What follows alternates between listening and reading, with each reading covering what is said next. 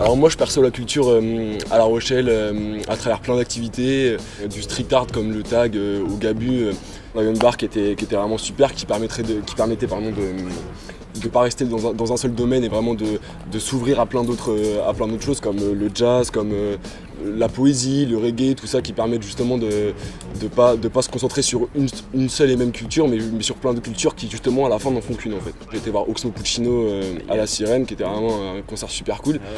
Et ouais, là on voyait vraiment que ça regroupait des personnes qui avaient plus de 40 ans, tout comme des personnes qui en avaient 18 en fait. Du coup c'était vraiment ça m'a vraiment marqué concernant le partage de cette culture. Ouais. Je trouve quand même que la ville manque un peu de psychédélisme, quoi.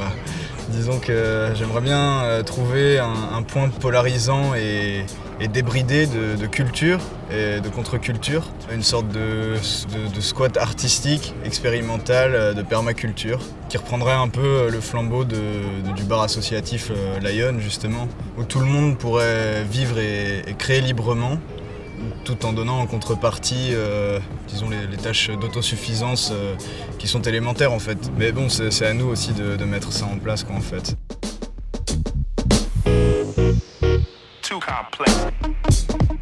On a souvent des groupes ou CFA, des choses comme ça, qui viennent nous voir, ils sont une vingtaine, on les entend, ils se mettent toujours tous au fond. Ils foutent le boxon, mais justement c'est cool parce que ça met une ambiance de folie.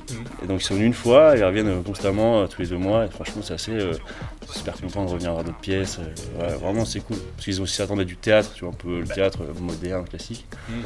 Principalement donc c'est les grosses stars un peu connues, Kev Adams, c'est jamais des trucs comme ça. Ça attire parce qu'ils sont curieux de les voir en vrai, etc. De pouvoir signer un autographe, faire une photo et tout.